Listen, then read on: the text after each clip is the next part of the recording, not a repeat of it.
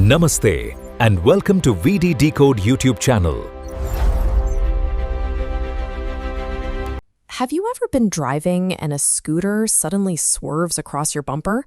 In that split second, you wish your car could brake for you. If you've opened a new car brochure in India recently, you've likely noticed car brands are suddenly obsessed with something called Level 2 ADAS. It sounds impressive, but choosing that option can add up to 1.5 lakh rupees to the price. Is this technology actually worth that kind of premium? Essentially, ADAS is a network of digital eyes covering the vehicle. As you can see in this diagram, the car uses overlapping radar and cameras to create a 360-degree safety bubble that monitors everything around you. Think of it like having an invisible, highly alert co-driver sitting in the passenger seat. They never blink, they never get distracted, and they are always watching the road ahead. Sometimes this co-driver is passive.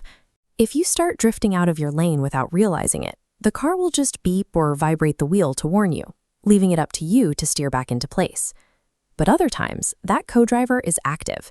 If a crash is about to happen, the system can physically take over by grabbing the steering wheel to guide you back or slamming on the brakes to stop the car instantly. These systems serve as a split-second safety net, designed to back you up in those moments when human reflexes aren't quite fast enough to prevent an accident. To understand the control you hand over, we use this 6-step staircase. At step 0, there is no help. The human does everything. Step 1 offers basic assistance with speed or steering, but never both. Step 2 is where things get interesting. The car controls speed and steering simultaneously. This is the peak technology available in India today, though your hands must stay on the wheel. The higher steps represent fully driverless cars, science fiction technology not yet available in India. Because Indian cars currently max out at step 2, you are still the one in charge of the vehicle at all times. So how do these systems actually handle the chaotic and unpredictable reality of Indian traffic? 2 features are the real heroes here: the automatic emergency brakes and the sensors that warn you before a collision. These are literal lifesavers when a stray animal or a distracted person steps into the road out of nowhere. As you see here, the car detects the object and stops itself in a fraction of a second, likely faster than you could ever react. There is also smart cruise control.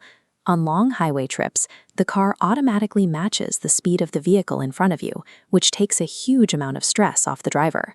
But these systems have a major weakness.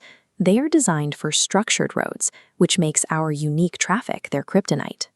Look at this camera view. The system that helps keep you between the lines relies entirely on seeing painted white markings. In India, those lines are often faded, broken, or missing, which causes the car's digital brain to get confused and stop working. Then there's the phantom lane problem. When Indian drivers squeeze 3 or 4 rows of cars into a 2-lane road, the computer's tracking logic often panics because it can't figure out where the actual lanes are. Environmental factors like thick dust, heavy monsoon rain, or even a swarm of auto rickshaws can also blind the car sensors, making the safety features unreliable. Essentially, this tech shines on open, well-marked highways, but it can easily be overwhelmed by the daily chaos of city traffic. The cost is the biggest hurdle. As this price tag shows, upgrading to these safety features usually adds between 50,000 and 1.5 lakh rupees to the bill. There's also a hidden long-term maintenance cost that most people forget about: keeping the system calibrated. Notice the cameras mounted right behind the windshield in this diagram. If a flying rock cracks your glass and you replace it, those cameras have to be perfectly realigned so they don't misjudge how far away other cars are.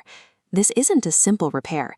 Mechanics have to spend hours resetting the system, sometimes using targets inside the shop or driving the car on a specific route to let the computer find its bearings again. So here is the verdict. If you spend a lot of time on highways and want the ultimate emergency backup for your family, the investment is absolutely worth it. But if you mostly drive in slow, stop-and-go city traffic and expect the car to do all the work, you're better off saving your money. In the end, that invisible co-driver is only there to help. The job of driving safely always belongs to the person behind the wheel. Thanks for watching VD Decode. If you found this video useful, please like, share, and subscribe. Around 80% of viewers watch our videos but haven't subscribed yet. Hit the subscribe button and join the VD Decode family for simple explanations on cars, EVs, AI, finance, and technology.